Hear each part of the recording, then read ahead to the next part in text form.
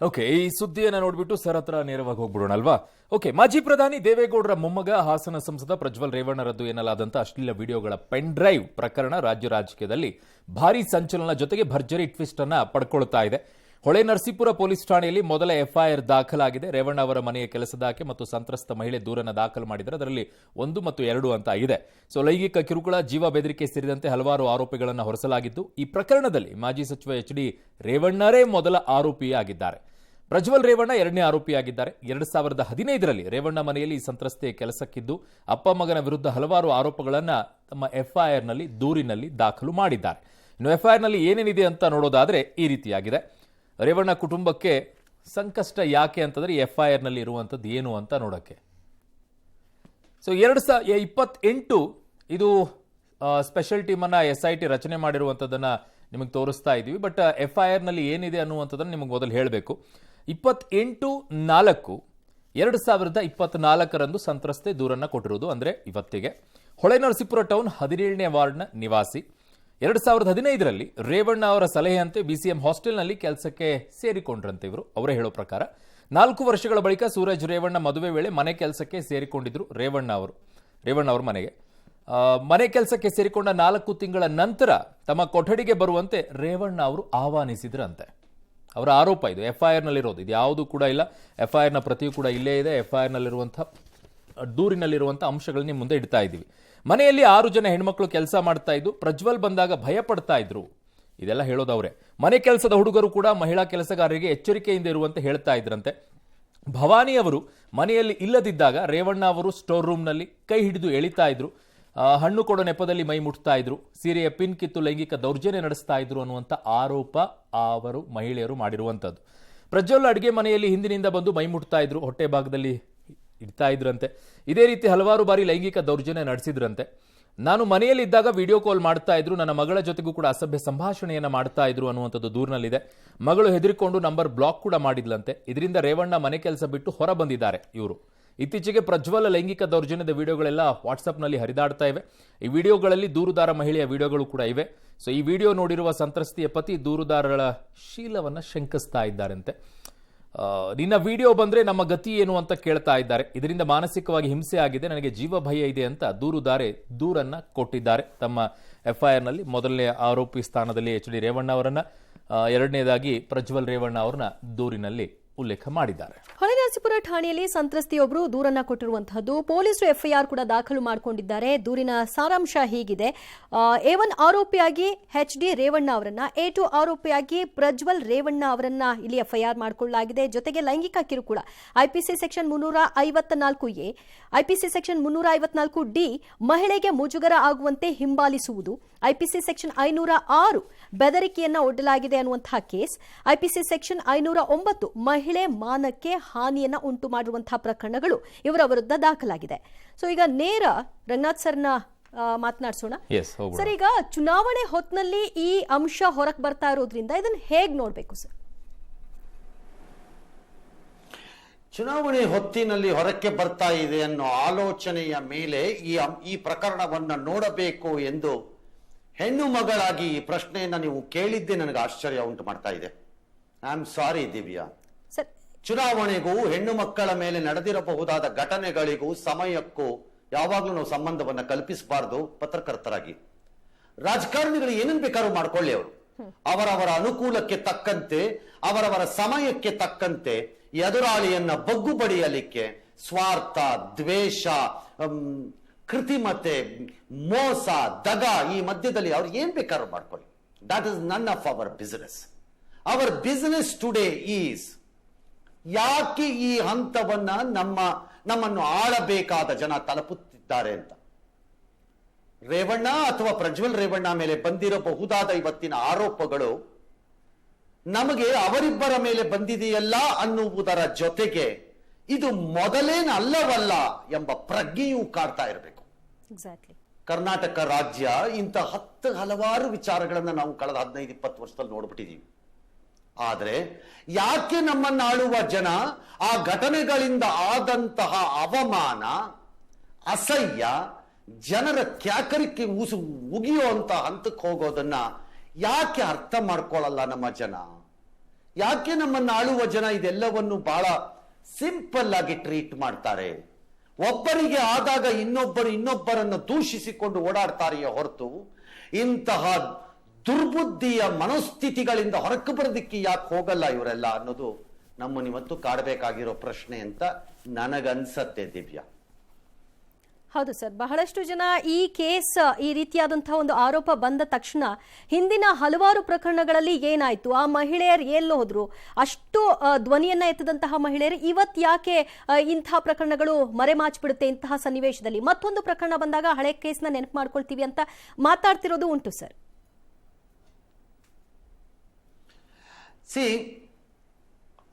ಹಲವಾರು ಪ್ರಕರಣಗಳು ಹಿಂದೆ ಎಲ್ಲ ಈ ರೀತಿ ಬಂದಾಗ ಕಾನೂನು ತನ್ನ ಕ್ರಮವನ್ನು ತೆಗೆದುಕೊಂಡ ರೀತಿಯಿಂದಾಗಿ ಆರೋಪಿಗಳು ಬಚಾವಾಗಿರಬಹುದು, ಅಥವಾ ಆರೋಪವನ್ನ ಮಾಡಿದವರೇ ನಮಗೆ ಯಾಕೆ ಬೇಕು ಇದರ ಇರಾದೆ ಅಂತ ಹೇಳಿ ತಣ್ಣಗಾಗಿ ಹೋಗಿರಬಹುದು, ಅಥವಾ ಆರೋಪ ಮಾಡಿದವರು ಸಮಾಜದಿಂದ ಬಂದಂತಹ ಒತ್ತಡ ಅಥವಾ ಆರೋಪಿಗಳ ಕಡೆಯಿಂದ ಬಂದ ಒತ್ತಡ, ಪ್ರಲೋಭನೆ, ಯಾವುದೇ ಒತ್ತಡಗಳಿಂದ ಬೆದರಿ ಹಿಂದೆ ಹೋಗಿರಬಹುದು.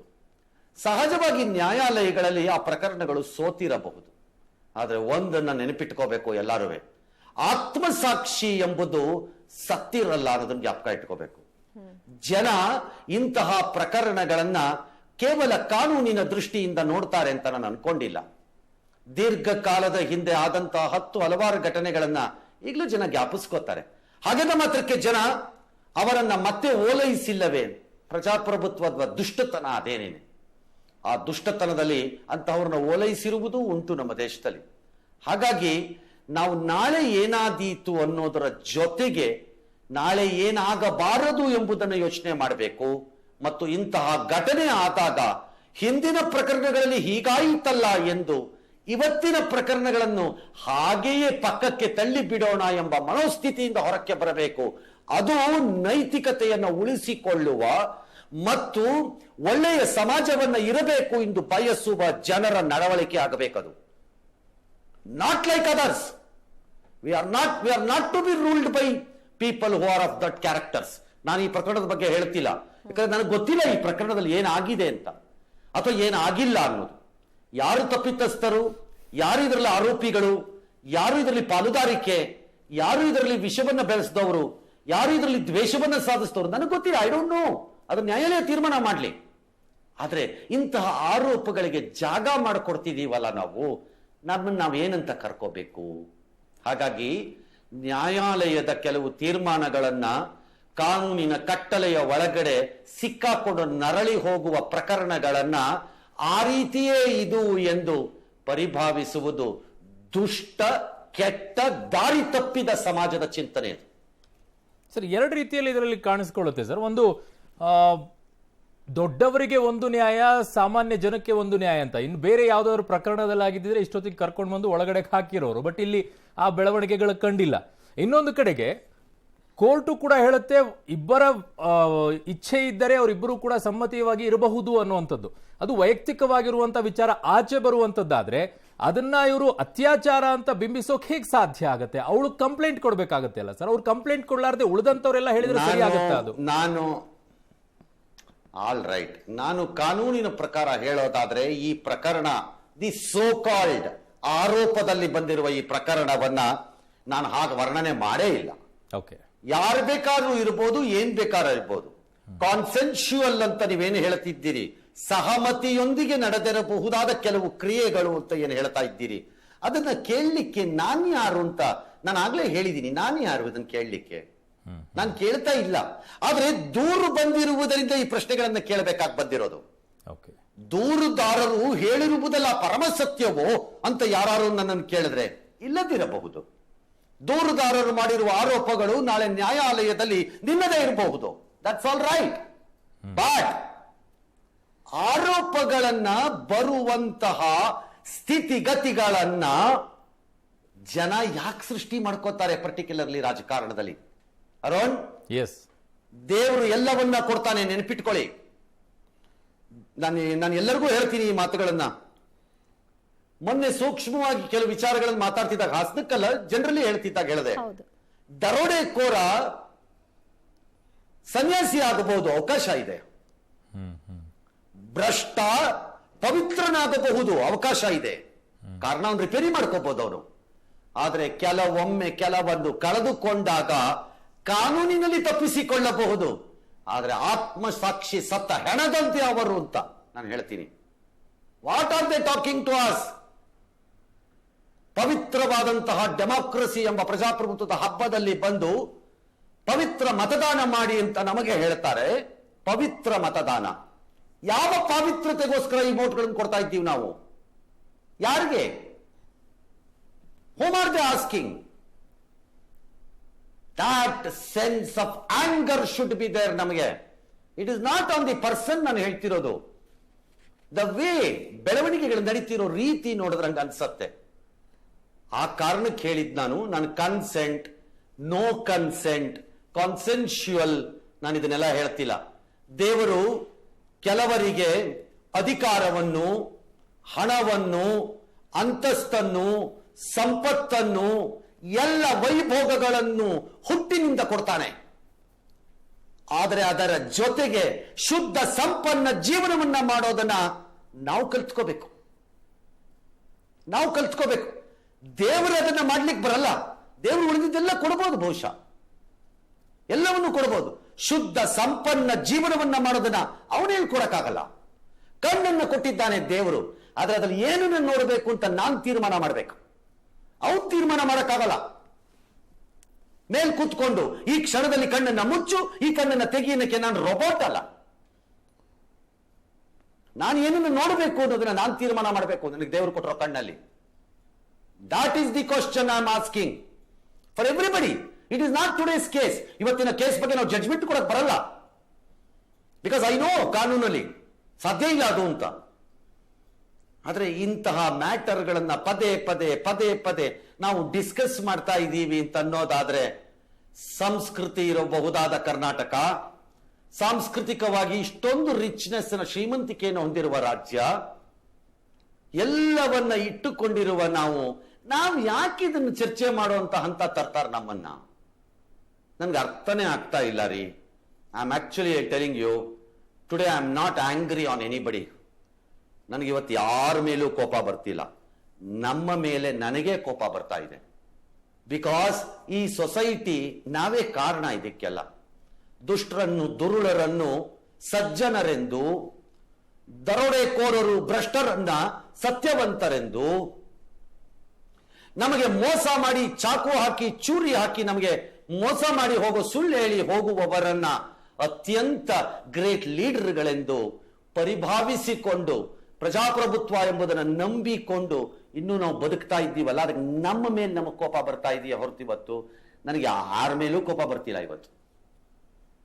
ಸರ್, ಒಂದು ಆತ್ಮಸಾಕ್ಷಿಗಳು ಹೋಗುವಾಗಿ ಈ ಕೇಸನ್ನು ನೋಡಬೇಕು, ಇನ್ನೊಂದು ಕಡೆಗೆ ಕಾನೂನಾತ್ಮಕವಾಗಿ ನೋಡಬೇಕು, ಇನ್ನೊಂದು ರಾಜಕೀಯವಾಗಿ ನಡೀತಾ ಇರುವಂತಹ ಕೆಸರೆಡ್ ಚಾಟ್ಗಳನ್ನ ನೋಡಬಹುದು. ಬಟ್ ಇಲ್ಲಿ ಇನ್ನೊಂದು ರೀತಿಯಾದಂತಹ ಪಾಯಿಂಟ್ ಬರುತ್ತೆ sir. Sorry, you are wrong. ಆತ್ಮಸಾಕ್ಷಿಯಾಗಿ ನೋಡ್ಕೊಳ್ಳೋದು ನನಗೆ ಬಿಟ್ಟಿದ್ದಿತ್ತು. ಕಾನೂನಾತ್ಮಕವಾಗಿ ನೋಡ್ಕೋಬೇಕಾಗಿರೋದು ಸಮಾಜವೇ ರಚಿಸಿಕೊಂಡಿರುವ ಕಾನೂನಿನ ವ್ಯವಸ್ಥೆಯ ಪ್ರಕಾರ. ಆ ಪ್ರಕಾರವೇ ನೋಡ್ಬೇಕು ನಾವು. ಇನ್ನು ರಾಜಕೀಯವಾಗಿ ನೋಡ್ಬೇಕಾಗಿರೋದು ಹೇಳ್ತೀನಿ. ಅವ್ರು ಯಾರ್ಯಾರು ಏನ್ ಮಾಡ್ತಾರೋ ಮಾಡ್ಕೊಳ್ತಾರ್ರಿ, ಅವ್ರಿಗೆ ಯಾರು ಸುಮ್ನಿರಲ್ಲ.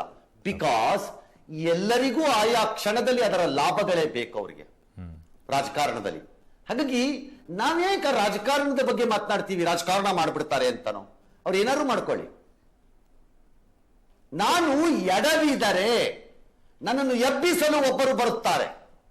ನಾನು ಎಡವದೇ ಸಾಗಿದರೆ ನನ್ನನ್ನು ನಿಲ್ಲಿಸಲಿಕ್ಕೆ ಬರುವವನು ಯಾವನು? ಯಾಕೆ ಎಡವಬೇಕು ಫಸ್ಟ್ ನಾನು? ಒಮ್ಮೆ ಒಬ್ಬ ಎಡವುದ್ನಂತೆ, ಅಲ್ಲೆಲ್ಲ ಒಂದ್ ಕಡೆ ಹಳ್ಳ ಇತ್ತಂತೆ. ಅವನು ಹಿಂದೆ ಹೋಗ್ತಿರೋರೆಲ್ಲ ನಾವು ಎಡವುತ್ತೀವಿ ಅಂದ್ರೆ ಏನ್ ಹೇಳ್ಬೇಕು ನಾವು? ಅದಕ್ಕೆ ಏನ್ ಹೇಳ್ಬೇಕು ನಾವು? ಹಾಗಾಗಿ ನಾನು ಆತ್ಮಸಾಕ್ಷಿಯಾಗಿ ನಾವು ಪ್ರಶ್ನೆ ಕೇಳ್ಕೊಳ್ಳೋಣ. ಕಾನೂನಾತ್ಮಕವಾಗಿ ನ್ಯಾಯಾಲಯ ಉತ್ತರ ಕೊಡುತ್ತೆ ನಾಳೆ. ನಾವು we cannot give a judgement ಈ ಪ್ರಕರಣದಲ್ಲಾಗ್ಲಿ ಯಾವುದೇ ಪ್ರಕರಣದಲ್ಲಾಗ್ಲಿ. ಇನ್ನು ರಾಜಕೀಯವಾಗಿ ಆ ಹೇಸಿಗೆಯ ಕ್ಷೇತ್ರದ ಕಥೆಗಳನ್ನ ನಾವು ಚರ್ಚೆ ಮಾಡೋದೇ ಬೇಡ, ಬಿಟ್ಬಿಡೋಣ. ಬಟ್ ಇವತ್ತು ರಾಜಕೀಯವಾಗಿನೇ ಹಲವು ಹೇಳಿಕೆಗಳು ತುಂಬಾ ಬರ್ತಾ ಇದೆ ಸರ್. ಅದನ್ನೊಂದು ಸುದ್ದಿ ನೋಡ್ಬಿಡೋಣ ಸರ್, ಆಮೇಲೆ ನಿಮ್ಮ ಹತ್ರ ಬರ್ತೀವಿ ಸರ್. ಏನಿದೆ ಅಂತ ಹೇಳಿ. ಸೊ ಪ್ರಜ್ವಲ್ ರಾಜಕೀಯವಾಗಿ ಹೇಳಿಕೆ ಬರ್ತಾ ಇದೆ ಅಂತ ಮತ್ತೆ ಅದನ್ನೇ ಹೇಳ್ತೀರಲ್ರಿ. ಅಲ್ಲ ಸರ್, ಸುದ್ದಿ ನೋಡ್ತಾ ಇದ್ದೀನಿ ಸರ್. ವಲ್ಲದವರ ಹೇಳಿಕೆಯನ್ನು ಸಂಗ್ರಹ ಮಾಡಲಿಕ್ಕೆ ನೀವು ಯಾರು ಫೀಲ್ಡ್ ಹೋಗಿದ್ರೇನ್ರಿ ಇವತ್ತು? Did you go to street? ರಸ್ತೆಗೆ ಹೋಗಿ ಜನರ ಮಧ್ಯೆ ನಿಂತ್ಕೊಂಡು ಕೇಳಿದ್ದಾರೆ ಈ ಪ್ರಶ್ನೆನ? ರಾಜಕೀಯದವ್ರು ಮುಂದೆ ಹೋಗಿ ಮೈಕ್ ಹಿಡಿದಿರ್ತೀರಿ, ಅವ್ರು ಉತ್ತರ ಕೊಟ್ಟಿರ್ತಾರೆ. That's all. ಸರ್, ಇದು ಶುರುವಾಗೋದು ರಾಜಕೀಯದಿಂದ ಅಲ್ವಾ ಸರ್? ನೋ, ಶುರುವಾಗೋದು ರಾಜಕೀಯದಿಂದ ಅಲ್ಲ. ಸಾರಿ ಸರ್, ನಾನು ಒಂಚೂರು ಆರ್ಗ್ಯುಮೆಂಟ್ಗೆ ಹೋಗ್ಬಿಡ್ತೀನಿ ಸರ್. ಇದರಲ್ಲಿ ಶುರುವಾಗುವುದು ಫಿರ್ಯಾದಿದಾರರು ನನ್ನ ಯಾರಿದ್ದಾರೆ ಹೇಳಿಕೆಯಿಂದ. ಸರ್?